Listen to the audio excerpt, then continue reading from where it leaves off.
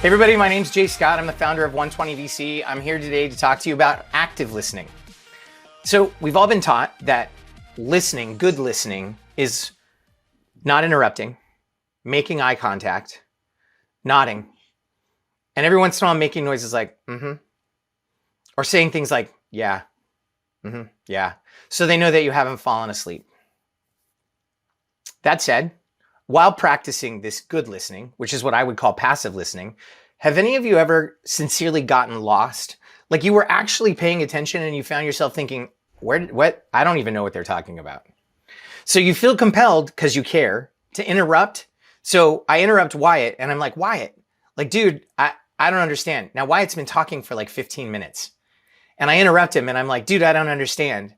Right? And in this scenario, have any of you guys received the following? The person that you interrupted to tell that you didn't understand repeats themselves verbatim, only louder. Yep. And you're thinking, why are you yelling at me? More importantly, I heard that the first time and I didn't understand. But the other side of that, the reason this person has raised their voice now and is repeating themselves verbatim is because they had no indication that you were actually listening to them. And somewhere in their subconscious, they're feeling like, had you been listening, Jay Scott, you would understand, because what I was saying is crystal clear, but this is clearly not the case. So with passive listening, there's no way for the sender to know what the receiver is receiving. So now let's talk about how this works in the workplace and how we've all seen it. So I want you guys to remember a time where you had a manager come to you and say, hey, we've got to do this. And I think you have the expertise. Are you the person? And you said, yes. Then they said, cool, here's the vision and here's the value it's going to create for the organization. They basically set the expectation for where we're going to go. And then they look to you to figure out how to do it and deliver it because you're the subject matter expert. And once they finish talking, they look at you with all seriousness and they're like, do you know what you need to do? And the intelligent person that you were is like, well, yeah, I know how to do this thing that I think you just described. And you went off and you worked for 3 days really hard and came back and were so excited about the result. You dropped it on their desk and you were like, whoop, there it is. And they looked at it. And they looked at you and they looked at it and they looked at you and they start shaking their head and they're like, no, this is not what I need. How did you feel? Just blurt out a one-word emotion for how you felt in that moment. Upset. Fail. Not good. I like that. And I've asked this question out to thousands of people and universally, it's negative. Nobody feels good. And I think this is because fundamentally human beings want to be successful. We want to be successful at home, with our significant others, with our children, with our friends, at work, with our colleagues. We want to be successful. Nobody wants to get it wrong. What's funny though, on the flip side, so first of all, if I was the manager and I asked you the yes or no question, do you know what you need to do? And you gave me a yes, it's a bad yes because I don't know what you heard. I did not set you up for success.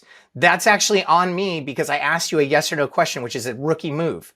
But then when you come back and you drop the thing on the desk, I'm looking at it and I'm like, oh, that's not good. And I understand, but I'm thinking about me because you not getting the necessary expected result impacts me. So I feel frustrated. I felt devastated when I delivered the wrong thing. But when the team member that I was supposed to have set up for success delivered the wrong thing, I felt frustrated.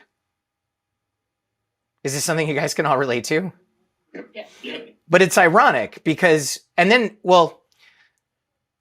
we jump to attack. Like they're not committed. They weren't listening, right? They made something else a priority, so they rushed. But this is, if we put ourselves in their shoes, we know that this story that we're telling ourselves in this moment is not true. It's not true.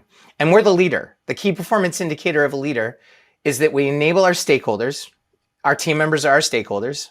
Our executives are our stakeholders. Our customers are our stakeholders, right? The key performance of a leader is that we enable our stakeholders to deliver the necessary and expected results. So I've not set somebody up for success by asking them a rookie question.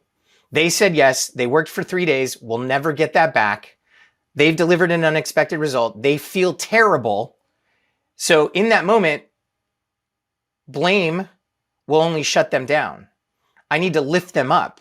I need to help them move forward. I need to first remember that if it were me, I would feel terrible in that moment. And we've already established that as a group. Second, I need to remember that humans retreat from pain and chase pleasure, and therefore blame is the discharging of discomfort and pain, according to Brené Brown. And it has an inverse relationship with accountability. So if I blame, like if it's their fault, I don't have to feel bad. However, if I blame, I'm shutting the situation down. I'm going to further destroy the relationship with the individual that feels terrible, and we're not moving forward. So if I can put myself aside in the space between stimulus and response, Mr. Viktor Frankl, right? I get the unexpected result. I think about myself first, which is nature, not nurture. And I take a deep breath and I ask myself, what do I really want? The answer is always, I want to be successful.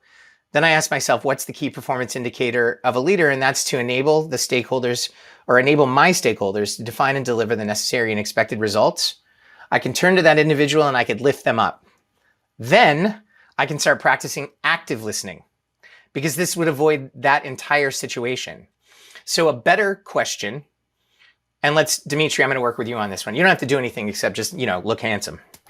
So I come to you and I say, hey, I'm really excited. There's this thing. This is what I think we need to do. And I think this is firmly in your lane. And you look at me and you're like, yeah, this is what I do. And I'm like, cool. Here's what I think we need to do. Not how. That's not my role. You're the subject matter expert, right? Here's what I think we need to do. And here's the value that I think it will create for the organization.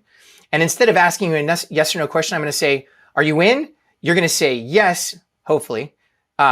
If you say yes, I'm going to ask you this question. Okay, cool. Do me a favor and run me through your immediate next steps and how you see this creates value for the organization. This is the open-ended question. Now, this is really important. As you start describing your immediate next steps, these will be predictive of the outcome that we're going to see in a day, 2 days, 3 days, 6 months. Had I done this the very first time, I would have avoided the loss of the 3 days, because I would have found out that we were not on the same page, that what they thought I was describing was different than what I was describing. And so when I asked them if they knew what they needed to do, they did, but they knew what they needed to do the thing that I didn't need, right? So now I ask you, hey, walk me through your immediate next steps. You start describing, and I'm listening, and I'm asking myself this question. Do I understand how this will achieve our shared goal? What I'm not asking myself is this how I would do it? Because the way that Dimitri would do it is optimized for Dimitri. The way that I would do it is optimized for me. Again, this is probably a rookie move or a rookie tactic that I employed in my youth. And that's that I thought I was the smartest person in the room. And therefore, if Dimitri's not going to do it the way that I would do it, well, he needs to learn, because my approach is phenomenal, right? This is wrong, right? My approach is not optimized for Dimitri. Dimitri's approach is optimized for Dimitri. So my job as a leader is to help Dimitri architect his own roadmap to the shared goal. So I'm listening and I'm just thinking, do I understand how this will accomplish the shared goal? And every once in a while, I'm interrupting and I'm describing what I think Dimitri is saying. If I'm on the same page as Dimitri, he's going to say, yes, that's exactly what I'm saying. And if I'm not, which happens, he'll explain it differently to me, right? It'll just be like a natural interaction. Hey, let me interrupt you. This is what I hear you saying. If yes, you're like, yes. If no, you're like, no, let me try it. Let me describe it a different way. And this will go on until I've asked enough questions, I've reflected enough, and I still don't get it. Now, this is really important. I told you I'm assessing whether I think the approach that Dimitri is describing will get us to the shared goal, right? But if at the point at which I decide it won't, first, this is a judgment. And if I say to Dimitri, I don't think that's going to work, right? What Dimitri might think, and maybe be too polite to say out loud, is, then why did you ask me? Just tell me what you want to do. And this is the opposite of leadership. I've just shut the whole leadership conversation down because I've judged it. Here's the other thing too. I'm making the assumption that it won't work. This is not a fact that it won't work. Or I could say something that's much more empathetic, and that's, which is the truth, and that's that I don't understand how it's going to work. So I might say to Dimitri, hey, listen, I don't understand. I'm probably missing something, some detail. I don't understand how this is going to work, and I need you to help me understand how it's going to work. And there's a high degree of likelihood that you would be delighted to explore this with me, because in your mind, you see it working. Okay, you get it. I don't get it. Whereas if I say it's not going to work, I'm judging and I'm shutting the conversation down, and it's an assumption, not a fact. But if I say, I don't get it, help me get it, this is a fact, and it's also very empathetic and encouraging further conversation. So I'll move from empathizing, establishing the fact that I don't get it, into clarifying. So I'll ask questions to try to understand. Have you thought of this? What about this? And I might, in asking questions, find the piece that I was missing that would give me clarity to Dimitri's approach. And if I don't, I might just reach a point where I say, okay, I still don't get it. Let me tell you what I'm seeing in my head. So I describe, hey, this is what I'm seeing. One of two things at this point is going to happen. In what I'm describing, I'm seeing, Dimitri is going to realize that I was missing something, like that he had a conversation with somebody, or that, you know, the other company that we were going to work with has been purchased and they're no longer available to support it, which is why we have to work with this other company. Or as I'm describing it, he's going to learn something that I had in my head that he was unaware of, that he was missing something. Either way, if he determines that I was missing something and then he shares that thing with me, suddenly I have clarity. I'm like, cool, now I get how that's going to work. I summarize, I high five him. He rolls on to success. Or he realizes that I've just now provided him some information that he doesn't have. And so what does he do? He's like, oh, I didn't know that. And he goes then to re-architect his approach to the shared goal. I won't even have to ask him, like, hey, man, how would you go about this now? He'll just start riffing on a new approach. And if that new approach, if in that new approach I get it, I'm going to be like, I see it. I understand how this will succeed. I summarize, I high five him. What have I done? I've set him up for success. I've achieved alignment. You know, that magical alignment that we leaders are supposed to achieve. I've enabled, right? Like leaders are supposed to enable their team members to succeed. I did. And I've increased the likelihood of success because we both think it'll work. By the way, this is also what teamwork looks like. So let's unpack this just a little bit. We are told that leaders assign work. We are told that project managers assign tasks. Was there anything about assigning that just happened in this conversation with Dimitri? Okay. The approach was defined by Dimitri. He worked it through himself. He gets how it's going to work. He has clarity. He understands the why. When he gets out into the wild of his organization and he runs into an obstacle or finds or encounters some information that he didn't have before, he's going to be able to problem solve. And he's bought in. Do I have a good commitment here, you guys? Yep. Right. So there's a high degree of likelihood we're going to get a great result. So 3 days later, when he drops it back on my desk and says, whoa, there it is, I'm going to be like, awesome. Thank you. High five. And this will continue.